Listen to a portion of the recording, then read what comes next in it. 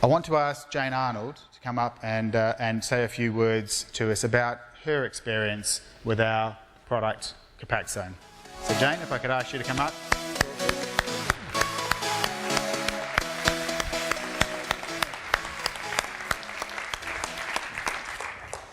Hi, my name's Jane. I just want to run through my journey with a long-term condition and give you the patient's perspective on things. Okay, I'll just tell you a little bit about what led up to my diagnosis so you can understand what happens when I have a relapse and when I don't have good days. In 2006, I had myelitis, which affected my right leg, was numb and it's still usable, but not too usable. In 2007, of pains and electric shocks in both of my hands. They were both in straps for about 6 months and not being able to use my hands. In 2008, happened again, my hands, which is really debilitating. You can't use your hands. And again, it was 6 months for that relapse to recover. 2009, I had severe pains in my left arm and in my neck, and I also had Bell's palsy. For that instance, I couldn't stand up for more than 10 minutes without getting shooting pains down my left-hand side. In 2010, I started with optic neuritis in my eyes, which means your tracking's not very good, you see double vision, and that lasts about 3 months every time you have an episode. And then again in 2011, the eye condition came back again, and again it's 3 months before you start seeing properly again. And that led to my diagnosis, and in 2011 I started on Copaxone. So my initial feelings of having a long-term condition, initially you feel sad and sorry for yourself because you always see the worst part of the condition before you educate yourself and realise there's different variants of the condition. You're scared about who to tell, how are they going to react. There's always a look of disappointment in people's eyes when you tell them you've got MS.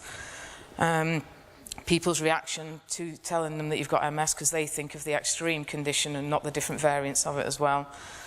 Your employer's reaction, do you tell work, don't you tell work, how are they going to be? I've been very lucky. You also then think about the long-term money and mortgage, financial conditions, because you don't know how long you're actually going to be working for and how are you going to pay your mortgage if you can't actually work. Big passion of mine is travelling and trekking. I didn't want this condition to stop me doing that.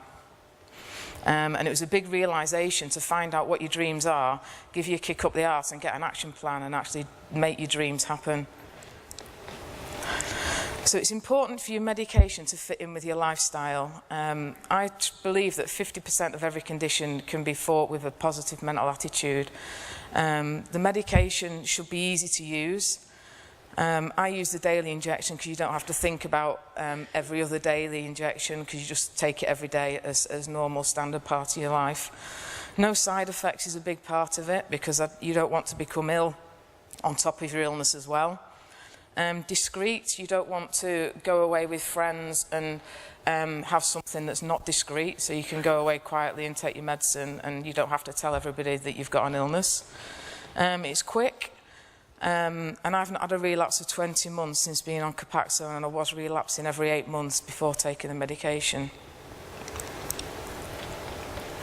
So travelling with the medication, I've never actually had any issues, and I've actually taken 60 needles through Johannesburg, Zimbabwe, Namibia, and lots of third world countries, so there's not any problems with travelling. Temperature control is a little difficult when you're in Africa, and even in the English summers, to keeping it between 5 and 25 degrees, but I've found a plan for that as well. I use a Frio pack, which is what diabetics use to keep their insulin cool when they're away. And the medicine is actually manageable and keep it to a pack that you can actually keep in your hand luggage. You don't want to be carrying bulky medication around with you. So changes that I've actually made, I've actually been to Africa twice now and volunteered with sick and injured animals, leopards, lions, cheetahs, baboons, and I've a lot more plans for the future to carry on doing this. I've put financial plans in order by making a few investments so that if I can't work, I've not got that worry of not being able to pay my mortgage. My goal is actually to work 10 months of every year and travel for every 2 months. I'm actually at 11 months at the moment, just recently, so I'm going to be travelling for 6 weeks every single year. I'm more relaxed and patient, most people would say, but my mother would probably say something slightly different to that. And I think the most thing is realise what's important to you and then actually make a plan to actually do it. So in summary, it's really important to sustain a healthy lifestyle. I'm really, really happy with Copaxone, and I can only do what I do because of the medicine that I take. So you should be really positive and believe in the products, because there's lots of people like me that are continuing with normal lifestyles because of this medicine.